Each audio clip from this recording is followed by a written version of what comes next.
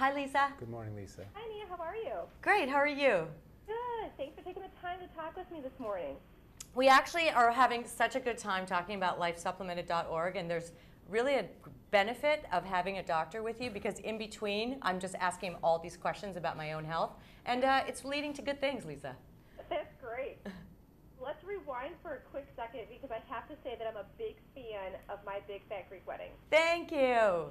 Huge fan. I'm 100% Italian, so there's a lot of similarities there, and I was in stitches.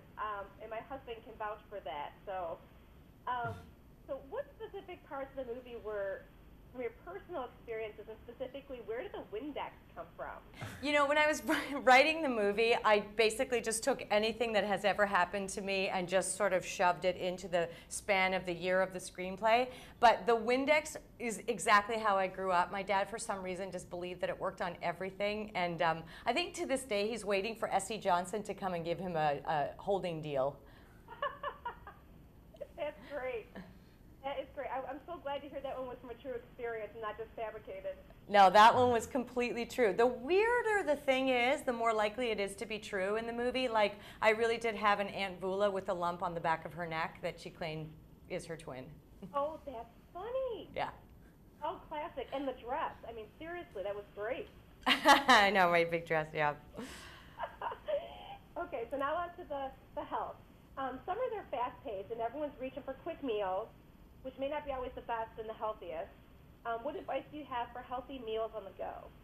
You know, what I try to do in our house, we just try to do things that are whole grains, and also we use, tomato sauces that don't have any preservatives in them. I mean, we have to be real. Not everyone has time to, be at home and have an apron on and make a 3-course meal. So it's just very easy, I think, to make healthy choices, and we all add supplements. I give my daughter a daily vitamin, and that's when it occurred to me, wait a minute, I got to be taking some supplements myself. We're all still growing. So that's basically all we did. We incorporated supplements into our lives of the healthy diet, supplements, and exercise. Okay, so we're saying there are benefits to adding supplements to your daily routine. What type of supplements do you use? The ones that I take might not be right for you. I take all the ones, I always say the ones in the alphabet, A, B, C, D.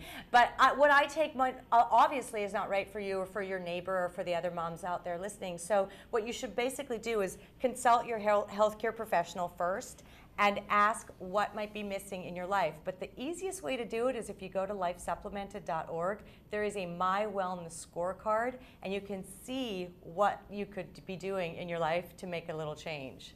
Well, that's great. Okay, and the days are longer and the sun is shining, so the bedtime battles are really over-conquering me. What do you recommend for summer sleep schedules for children? Oh, what do? You have kids. Well, summer sleep's it's a really good question, and of course everybody's different. So if you're having serious sleep problems, it's important to talk about those with your physician. But the 3 pillars of health are actually designed as a holistic way to help support everything from energy during the day to sleep at night. So, for example, there's lots of science that supports good exercise during the day, promotes a restful evening sleep. Getting the right nutrition to the day, combining diet and dietary supplements can help with the restful sleep. So there's no one thing that's going to help everyone, but this is something you really need to dialogue with. And there's a lot of sleep hygiene things that you can learn about too, as far as the lighting and the comfort and the rituals. But most important is everybody can focus on the 3 pillars: eat a healthy diet, supplement where it's needed, and exercise regularly. Mm-hmm.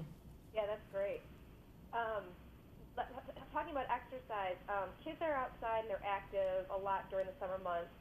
I've had some personal trainers tell me, though, kicking a ball around is really not considered exercise unless it's, intense. So what levels of activity are considered legitimate exercise to maintain health? For me, I just try to raise my heart rate every day in some way and not in a stressful situation. Sitting in traffic doesn't count as exercise, but I think Dr. Duffy can tell us some pretty good ways to get better exercise. And in fact, lifesupplemented.org, if you go to the drop-down menu for exercise, it will discuss this. And what the important thing is that everybody is different, and you need to start where you're at. So a 50-year-old mom who hasn't exercised for the last 7 years is going to have a different threshold than your 7-year-old child. And you're right, they should be doing vigorous exercise, something that makes them breathe hard. You know, it's something, if they're just sitting around, even just, you know, playing basketball and shooting hoops, it's good to be outside, it's important, but they need to be also running and breathing and sweating, because that's the role of a child. Mm-hmm. Yeah, absolutely. Well, so what do you see as the biggest health mistake families make during the summer months? Say it again? What do you see as the biggest health mistake that families make during the summer months? I think in our family, the biggest mistake that we make is going for junk food later in the night. Like, you know, the late night stroll with ice cream could probably be replaced with frozen yogurt or just, you know, a bottle of water. We're trying to make some changes, especially because my husband and I know that we're supposed to be the example for our daughter. And that's tough because summer kind of brings on that mood. It does. But all I just keep thinking about is whatever I eat at night is going to be answered in my bikini tomorrow. That's great. Okay, so if families want to set up a summer plan, what would an ideal, well-rounded day include? I think a well-rounded day would be breakfast with the family, making sure you're getting your fruits and vegetables, taking your multivitamin, having something that's outside and active. If you know a mom or dad is home during the summer, which is great. A lot of us have to resort to sending them to an active summer camp, sports camps, outdoor camps, kayak camps, and then getting them home and regrouping and sitting down and talking about the day. Mm-hmm. Yeah. Our family, we're big talkers in my family, so we basically spend the last part of the day just rehashing what happened all day, and it's my favorite thing because my daughter comes up with some stuff, like she said the other day, you know, Cameron's my boyfriend, and I said, oh, and she said, he doesn't know yet. That's when those gems come out. That's great. You know, Lisa, one of the things that people don't underestimate sometimes is, in fact, in my son's school, their PE class, they make them go running and different things. And without that on a daily routine, sometimes I actually have to say, you know, Dawson, get out there, go for a run, because no other adults are encouraging that.